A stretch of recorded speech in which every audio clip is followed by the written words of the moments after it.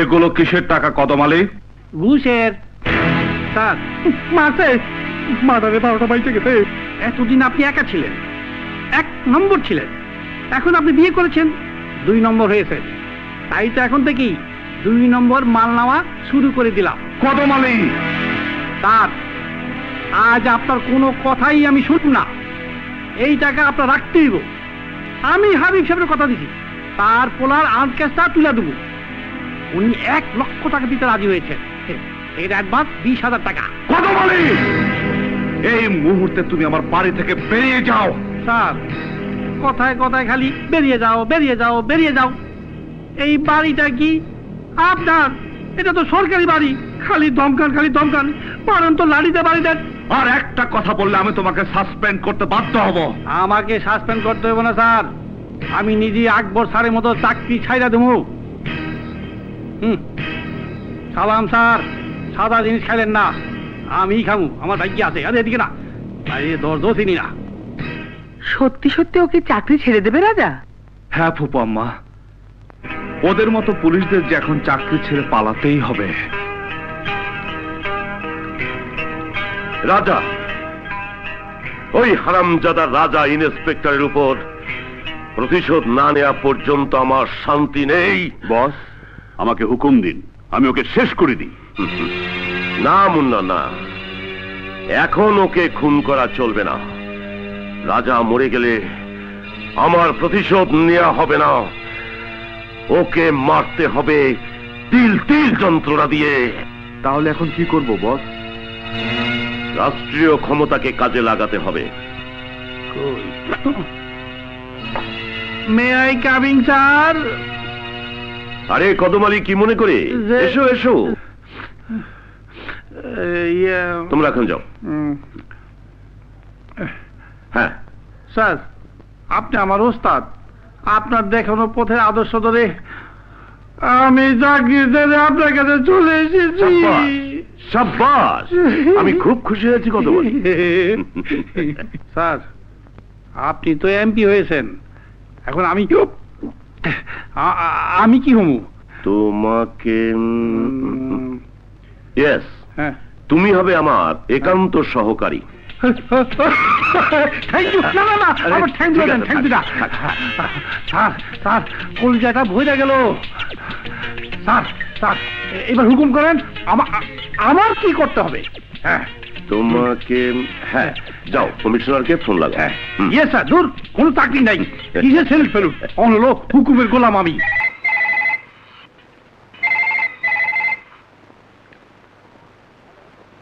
Hello, commissioner সাহেব, আমি MP আকবর খান বলছি। কিছু সন্ত্রাসী আমাকে টেলিফোনে হুমকি দিচ্ছে। রায়হান চৌধুরীর মতো আমাকে মেরে ফেলতে চায়। তাই আমার পুলিশ প্রোটেকশন দরকার। আমি চাই ইন্সপেক্টর রাজা আমার নিরাপত্তার দায়িত্ব পালন করুক। ওকে এমপি সাহেব, আমি আপনার কথা মতো ব্যবস্থা করছি।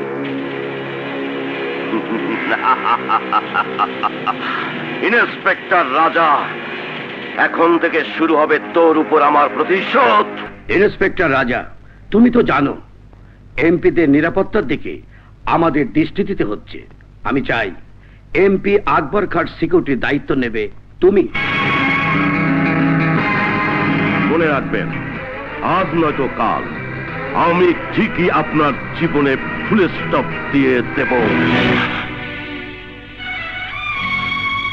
এই দায়িত্ব আমি নিতে পারবো না স্যার। রাজা, হ্যাঁ স্যার, এই দায়িত্ব দয়া করে আপনি অন্য কোন অফিসারকে দিবেন। কিন্তু রাজা, এমপি আকবর খান নিজে তোমার নাম প্রস্তাব করেছেন। আই এম সরি স্যার, আকবর খার মতো দুর্নীতিবাজ এমপির ডিউটি আমি করতে পারবো না। দরকার হলে আমি চাকরি ছেড়ে দিব স্যার। দাঁড়াও রাজা, আমি তোমাকে সময় দিচ্ছি। তুমি ঠান্ডা মাথায় ভেবে কাল সকালে সিদ্ধান্ত জানাবে।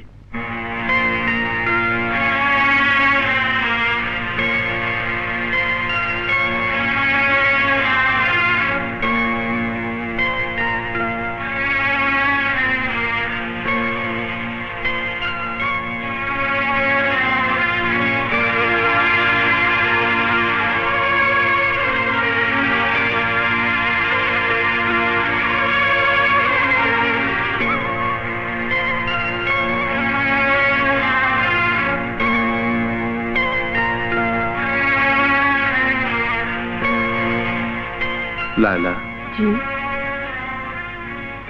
আমি বহু চিন্তা করে একটা সিদ্ধান্ত নিলাম। তুমি ঘুমিয়েছিলে না চিন্তা করছিলে? আমি চিন্তা করছিলাম। লায়লা, আমি সিদ্ধান্ত নিয়েছি আকবর খাঁর ডিউটি আমি করব। রাজা, কি মনে করে তুমি এই সিদ্ধান্ত নিলে? ওই আকবর খাঁর দুর্নীতি ফাঁস করতে হলে আমাকে ও ডিউটি করতেই হবে। ওর সঙ্গে থেকে সমস্ত কুকর্মের সাক্ষ্য প্রমাণ সংগ্রহ করব, তবে ওর মতো রক্তচোষার নেতাকে ধ্বংস করা যাবে। আমি জানি আকবর খাঁ ডিউটি করতে তোমার খুব কষ্ট হবে। আচ্ছা আচ্ছা, আর কি কোনো রাস্তা নেই ওর কুকর্ম ফাঁস করার? না, ওর তৈরি করা অস্ত্র দিয়ে আমি ওকে ঘায়েল করব। ও বুঝতেও পারবে না ওর পরিণতি কি হবে।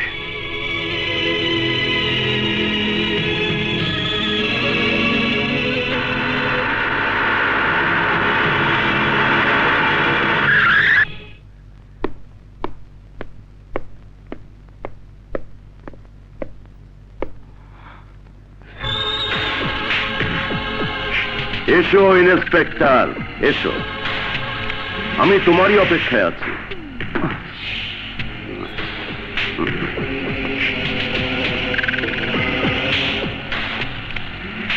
একদিন যে জুতো তোমার পায়ে থাকতো তাকে সালাম দিতে নিশ্চয়ই তোমার কষ্ট হচ্ছে। জুতো তো সবসময় কষ্ট দেয় স্যার। নতুন জুতো পরলে পা কাটে, পুরনো হলে জুতোর পেরেক পায়ে বেঁধে। এখনো দেখছি তোমার ভিতরে অনেক দম্ভ আছে, তাই তো আমি সিকিউরিটি হিসাবে তোমাকে সিলেক্ট করলাম। সবাই তো বলেছিল আমাকে কিছু কুত্তা রাখতে, আমি ভাবলাম কুত্তার চেয়ে তুমি কম কিসে। এখন যদি আমি চিৎকার করে বলি পুরানো শত্রুতার জন্য তুমি আমার গায়ে হাত তুলেছ, আমাকে অপমান করেছ, তাহলে তোমার চাকরি চলে যাবে, নয়তো জনতার হাতে গণধোলাই খেয়ে তোমার মৃত্যু হবে। কারণ সরকার থেকে জনতা পর্যন্ত আমার কথাই বিশ্বাস করবে। ইন্সপেক্টর, কাল সময় ছিল তোমার, আজ সময় আমার। যাকে তুমি ঘৃণা করতে, যাকে তুমি অপমান করেছিলে, তারই ডিউটি তোমাকে করতে হবে। কারণ তোমার এই পোশাক তোমাকে এমন করে বন্দি করে রেখেছে যেমন রঙিন পাখিকে মানুষ খাঁচায় বন্দি করে রাখে। কোন কোন পাখির এমনও শক্তি হয় যে সে খাঁচা সহে উড়ে যায়। সে সুযোগ তুমি কোনোদিনই পাবে না রাজা। আমি তোমাকে এমন গোলাম বানিয়ে রাখবো যে তুমি শুধু উঠতে বসতে আমাকে সালাম দেবে। সালাম। সালাম স্যার। ইন্সপেক্টর রাজা যখন আপনার নিরাপত্তা প্রহরী, আপনার কোনো ভয় নেই।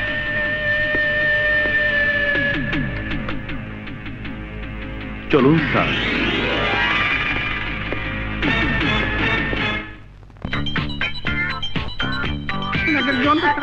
এই যে টাঙ্গাল, এই হিঙ্গেল বরিশালের, এই হলো মুন্সিগঞ্জে, এই হলো খুলনা, এই হলো যশোরিয়া। এগিয়ে যান, এগিয়ে যান, এগিয়ে যান। হ্যালো, হ্যাঁ হ্যাঁ হ্যাঁ হ্যাঁ হ্যাঁ হ্যাঁ, কদম, জাস্ট মিনিট। Yes boss. আজকের অ্যাপয়েন্টমেন্ট বলো। স্যার, জামিল সাহেবকে ওই মদের ভেট্টিকের লাইসেন্স দিতে হবে স্যার। দিয়ে দাও, দিয়ে দাও। আরো আছে স্যার, রহিম মোল্লাকে ওই ডলার পাউন্ডের দোকান খোলার পারমিশন দিতে হবে। খুলে দাও, সব খুলে দাও। ওই যে সন্ত্রাসী, টুকু টুকু টুকু টুকু মহান জনদরদীয় সেবক গাঙ্গুয়া সিটি জাদুঘর উদ্বোধন করতে হবে। এখানে আপনাকে ভূষিত করতে হবে মালা দিয়ে। করে দাও, করে দাও। আচ্ছা আচ্ছা, সব শেষ করে দাও। ওকে বস, ওকে। তাহলে আমি ওকে বস, তাহলে আমি এখন আসি স্যার। আর শালা এদিকে না, এদিকে। আমি এখন যাবো, কাপড় চোপড় বদলামু, তারপর আমার চান্দারে লইয়া বান্ধে যাবো। উনি কেলি কেলি করুক, আমি কে কলা খামু।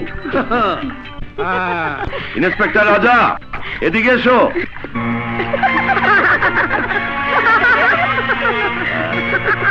আমার এই সুন্দরীদের জন্য তোয়ালে নিয়ে এসো।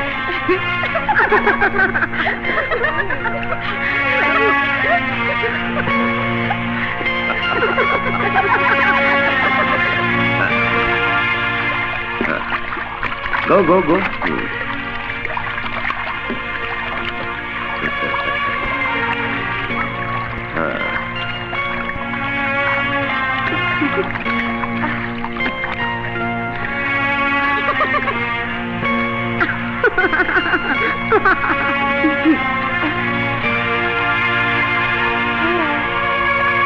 কি রাজা, খুব খারাপ লাগছে তাই না? না স্যার, কেন? এই জন্যই যে আমি ওদের ইজ্জত লুট করিনি, ইজ্জত ঢেকে দিয়েছি।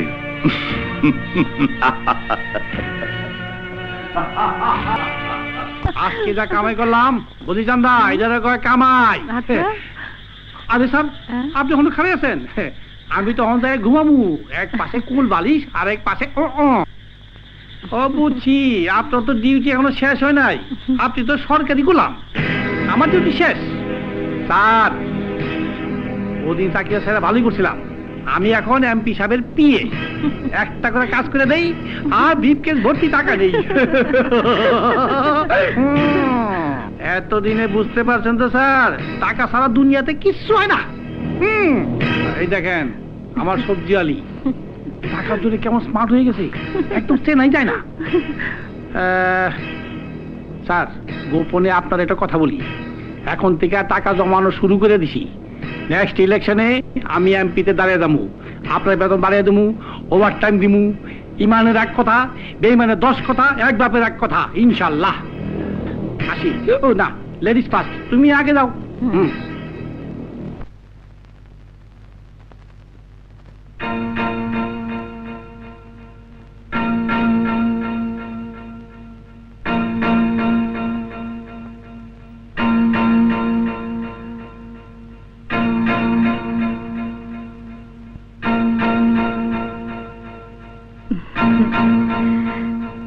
খুশির খবর আছে। কি? যান মিষ্টি নিয়ে আসুন, লাইলা ম্যাডাম মা হতে চলেছে। ভাবি, ও আমার সোনা ভাবি, আমার কিন্তু ছেলে পছন্দ। তুমি ছেলে জন্ম দেবে। দূর পাগলি, এটা কি বৌমার হাত? সব আল্লাহ দিচ্ছে। যা, রাজাকে খবরটা দিয়ে আয়। ও তাই তো, আমি এক্ষুনি যাচ্ছি। ভাইয়া, ভাইয়া, ভাইয়া, এই যে ভাইয়া। কি হয়েছে? একটা খুশির খবর আছে। আহা, কি বল। না, বলবো না। কেন? আগে টাকা দাও, মিষ্টি আনবো। আহ, বল না। না, আগে টাকা দাও বলছি। দেব তো, আগে বল। না, আগে টাকা। ঠিক আছে, ঠিক আছে। এই নে। দাও, দাও না ভাইয়া। হবে। বলে যা কিন্তু। এই কাজল, এই, আহা, শোন না। রাজা, যা বৌমার কাছে যা, বৌমা মা হতে চলেছে। সত্যি বলছো ফুপু আম্মা? সত্যি? হ্যাঁ, যা। লায়লা, লায়লা, লায়লা, লায়লা। রাজা, রাজা শুনেছো? হ্যাঁ, শুনেছি। তুমি মা হবে, আমি বাবা হব, আমি বাবা হব। কি করছে কি? ছাড়ো না রাজা। মা হবে, আমি বাবা হব।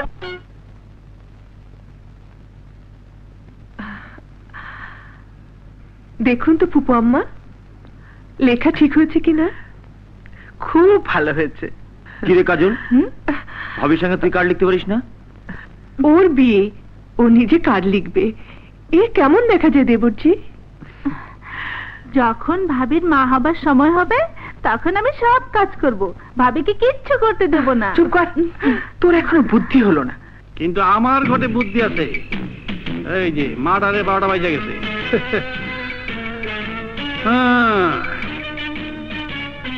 সবাই দাওয়াত দিতেছে, আমার দাওয়াত নাই।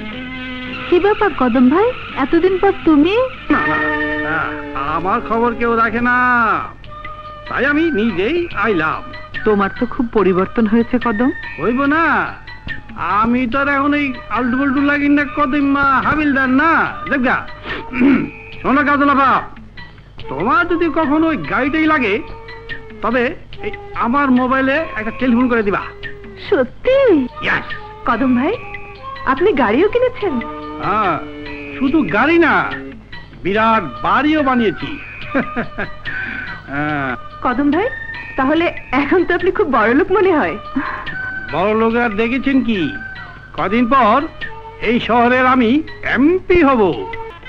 রাজা, কি করছিস? ডিউটি করছি ফুপু আম্মা, ডিউটি করছি। আমার বোনের বিয়েতে আমি নিজের হাতে সবকিছু করব, কাউকে কোনো কিছু করতে দেব না। ঠিক আছে বাবা, ঠিক আছে, সব তুই নিজে করবি। এই নে তো টেলিফোন। হ্যালো, স্যার, একটা ট্রাক কিছু স্মাগলিং এর মাল নিয়ে যাচ্ছে। হোয়াট? জি স্যার, ট্রাক নম্বর ঢাকা 534।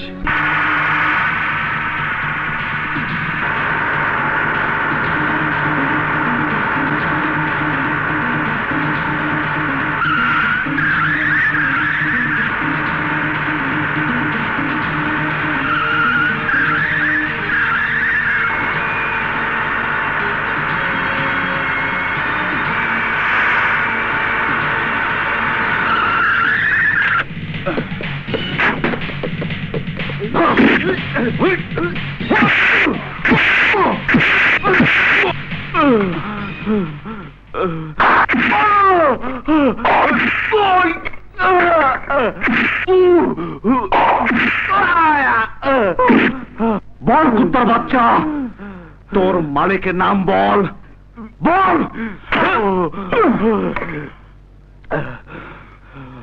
এই, তুই বলবি না? বলবি না? বল,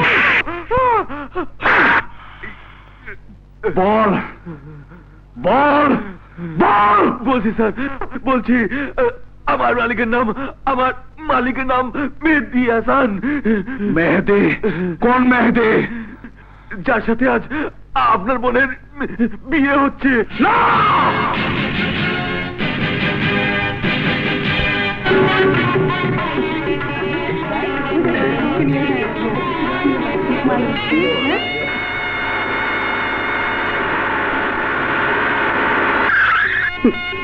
এসো মা।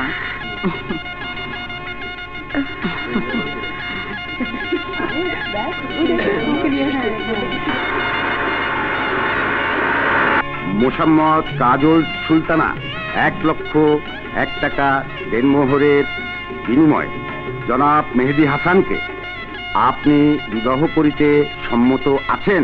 বলুন কবুল। বলুন কবুল। বলুন কবুল।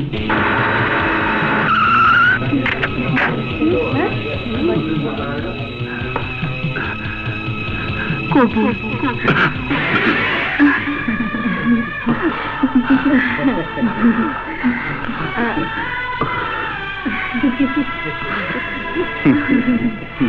চলো না পা, চলো।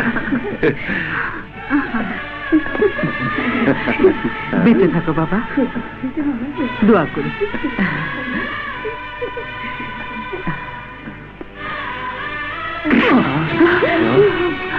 হারামজাদা, তোর এত বড় সাহস!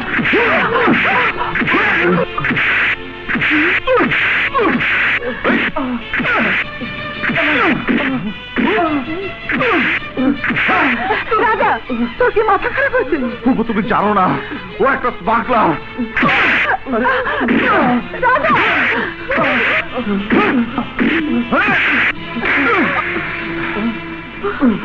চল আমার সাথে, আজ আমি তোকে ছাড়বো না। না, ওকে আমি নিয়ে যেতে দেবো না। সরে যাও ফুপু, না, ওকে ছেড়ে দে। সরে যাও বলছি। আমার সামনে থেকে আমার মেয়ের জামাইকে আমি কিছুতেই নিয়ে যেতে দেবো না। ছেড়ে দে ওকে, ছেড়ে দে। সরে যাও ফুপু। অপরাধী সে যে হোক না কেন, আমার ভাই, আমার বোন, আমি কাউকে ছাড়বো না, আমি কাউকে ছাড়বো না। এই, তুই কি মনে করেছিস আমার বোনকে বিয়ে করে পার হয়ে যাবি? হ্যাঁ, আমি তা কোনোদিনও হতে দেব না। আয়, চল আমার সাথে, চল। আয়, আয়।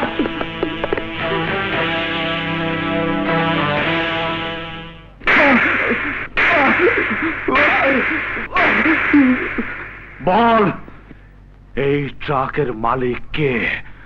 তুই বল। হ্যাঁ আমি।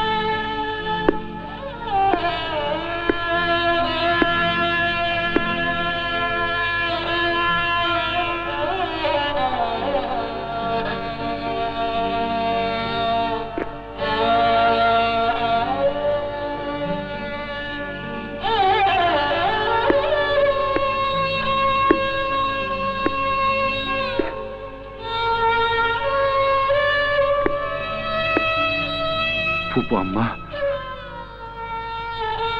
আমায় ক্ষমা করে দাও। যখন আমি জানতে পারলাম মেয়েদের মতো একজন স্মাগলার আমার বোনকে বিয়ে করতে যাচ্ছে, আমি তখন পাগল হয়ে গিয়েছিলাম। পাগলের মতো ছুটে এসেছিলাম এ বিয়ে বন্ধ করার জন্য। এসে দেখলাম বিয়ে হয়ে গেছে। আমার বোনের কথা ভেবে আমি আর স্থির থাকতে পারিনি। আমি যদি ভুল করে থাকি আমায় তুমি মাফ করে দাও ফুপু আম্মা, মাফ করে দাও। তুমি তো সবসময় আমাকে মাফ করে এসেছো, এবার না হয় আরেকবার মাফ করলে।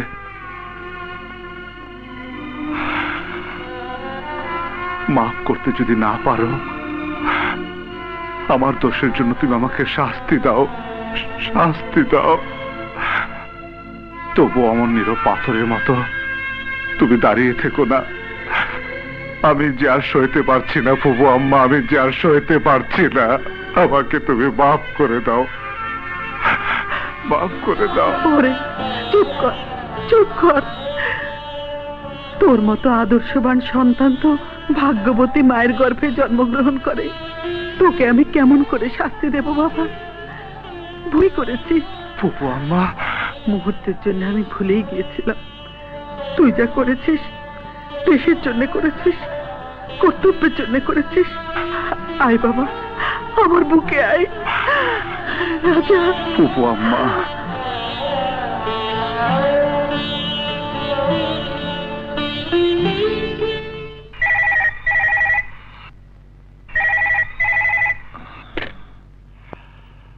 হ্যালো, আকবর খান বলছি।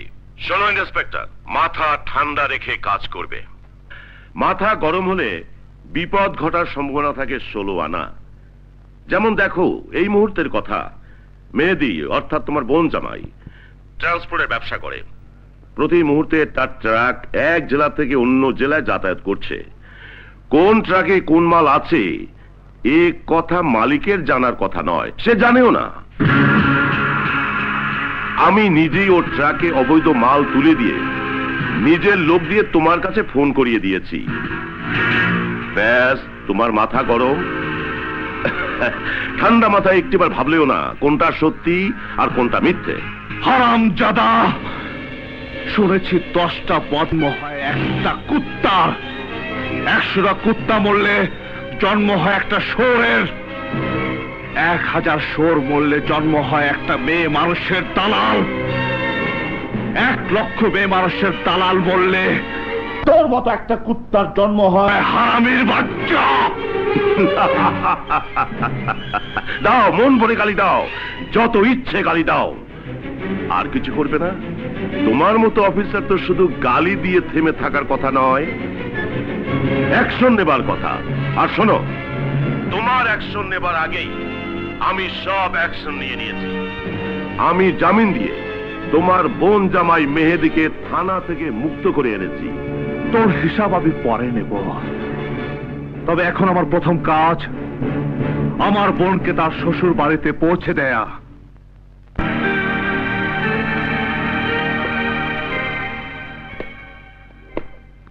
দাঁড়াও। আমি জানি কেন তুমি এখানে এসেছো। প্রথমে তুমি তোমার অপরাধের ক্ষমা চাইবে, যাতে তুমি তোমার বোনকে রেখে যেতে পারো, তাই না?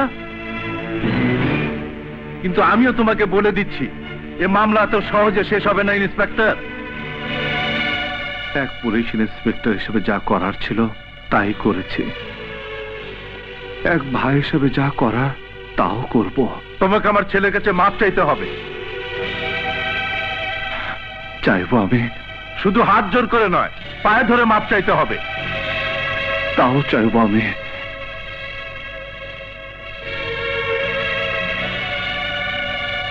দাঁড়াও, তুমি প্রকাশ্যে বিয়ে বাড়ির ভরা মজলিসে আমাকে আর আমার ছেলেকে অপমান করেছো, তোমাকেও সবার সামনে মাপ চাইতে হবে। বাবা, তুমি চুপ করো। ইন্সপেক্টর, এত শীঘ্রতা আমি বরযাত্রী হাজির করতে পারবো না, তবে বাড়ির চাকর বাকরদের ডেকে আমি হাজির করছি। হাসেম, রহমত, ফাতেমার মা, তোমাকে এই চাকর বাকরদের সামনে আমার ছেলের পায়ে মাথা রেখে তোমাকে মাপ চাইতে হবে। বলো, রাজি আছো?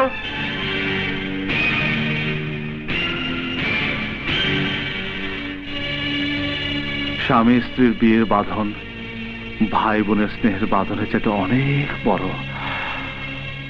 আমি রাজি। না ভাইয়া, তুমি রাজি না।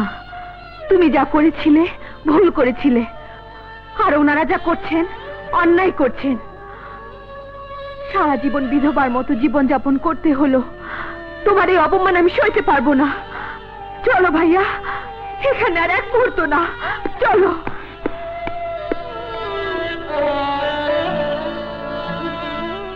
আমায় কি জন্য ডেকেছেন? আমি চাই ইন্সপেক্টর রাজাকে চাকরি থেকে বরখাস্ত করুন। প্রকাশ্য বিয়ের আসরে রাজা যেভাবে মেহেদীকে অপমান করেছে তার শাস্তি পাওয়া দরকার। আমি রাজাকে ভালো করেই চিনি। সেদিন রাজা যা করেছে অন্যায়কে প্রতিহত করার জন্যই করেছে। কমিশনার সাহেব, আমি এই এলাকার এমপি, আমি যা বলবো তাই হবে। আমাকে মাফ করবেন, আমি জেনে শুনে এই অন্যায় কাজ করতে পারবো না। I am sorry. এমপি সাহেব, কমিশনার সাহেব দেখি আপনার কথা শোনে না। বেঈমানির এই দুনিয়াতে এখনো সততার এত দাম? শয়তানের বাচ্চারা তাহলে করেটা কি? ছেলে হয়েছে, ছেলে হয়েছে। ইয়াহু! ভাইয়া, ভাইয়া, ভাইয়া, ভাবির ছেলে হয়েছে। কাজল, যাও ভাইয়া, ভাবিকে কংগ্রাচুলেশন দিয়ে আসো। ফুপু আম্মা, রাজা এসেছে?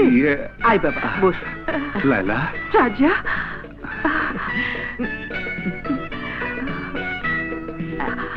ও আলালা, দে আমার কাছে দে, আমি ঘুম পাড়িয়ে দিই। ওই সোনা দে, সোনা মানুষটা দে। রাজা, বাবুর চোখ ঠিক তোমার মতো হয়েছে, তাই না? আচ্ছা রাজা, আমি কি আমাদের বাবুকে কোনোদিন দেখতে পাবো না? বলো না রাজা, আমি কি আমার বাবুকে কোনোদিন দেখতে পাবো না? লাইলা, বলো না, বলো না রাজা, আমি কি আমাদের বাবুকে কোনোদিন দেখতে পাবো না? অবশ্যই দেখতে পাবেন মিসেস লায়লা। কিছুদিনের মধ্যেই বিদেশ থেকে আই স্পেশালিস্ট ডক্টর ডেভিড আসছেন। উনি আসা মাত্রই আপনার স্ত্রী অপারেশন করব। ও ডক্টর, রিয়েলি? হ্যাঁ মিস্টার রাজা, আমি ঠিকই বলছি, আপনি কোনো চিন্তা করবেন না। Thank you very much doctor, thank you. শুনেছো তুমি লাইলা, ডাক্তার কি বলে গেলেন? আবার তুমি দেখতে পাবে। আবার আবার আমি দেখতে পাবো? হ্যাঁ, আবার তুমি দেখতে পাবে। লাইলা, যাই সবাইকে খবরটা দিয়ে আসি। আসি। এই রনি, শুনেছিস? তোর ভাবির চোখ ভালো হয়ে যাবে, আবার সে দেখতে পাবে। যা, তোর ভাবিকে মুবারকবাদ জানিয়ে আয়। যা যা।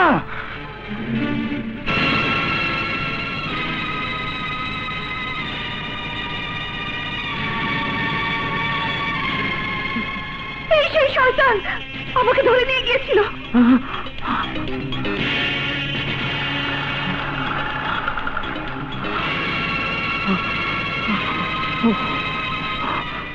বস শুনতে পাচ্ছেন? ও বস, এখন কি হবে? একটা উপায় বের করেন, তা না হলে ভাইয়া সব জানলে আমায় জানে মেরে ফেলবে। উপায় একটাই, লায়লার খাবারের সাথে বিষ মিশিয়ে দাও, ব্যাস কিচ্ছা খতম। হ্যাঁ হ্যাঁ, ভাবি প্রতিদিন সকাল বিকাল দুধ খায়, ওর দুধের সঙ্গে বিষ মিশিয়ে দিলেই ব্যাস। কিন্তু আরে আবার কিন্তু কি হলো? আমার ছোট বোন কাজল হ্যাঁ, সারাদিন ভাবির সাথে ছায়ার মতো লেগে থাকে, ওর চোখ ফাঁকি দিয়ে দুধে বিষ মিশাবো কি করে? ডোন্ট ওয়ারি, ওই ছায়াও আমি সরিয়ে দেব। ক্যাবলা, হাতে পায় খালি লাম্বা। রহমান সাহেব, আমি যদি আপনার কোনো উপকারে এসে থাকি, তাহলে তার বিনিময়ে আমি কি আপনার কাছে একটা অনুরোধ রাখতে পারি? এমপি সাহেব, জীবনের চরম বিপদে আপনি আমাকে সাহায্য করেছেন, অনুরোধ নয়, আপনি আমাকে হুকুম করুন। জানেন তো, আমাকে সবার চিন্তাই করতে হয়। সেদিনের ঘটনার জন্য রাজা অনুতপ্ত হয়ে আমার কাছে ক্ষমা চেয়েছে, তাছাড়া তার জন্য শাস্তি পাচ্ছে কাজল। এটা ঠিক নয়, মেয়েটি তো আর কোনো দোষ করেনি। আপনি কাজলকে ঘরে তুলে নিন। ঠিক আছে এমপি সাহেব, আপনার কথাটা আমি ফেলতে পারি না। আসি, আসসালামু আলাইকুম। ওয়ালাইকুম আসসালাম।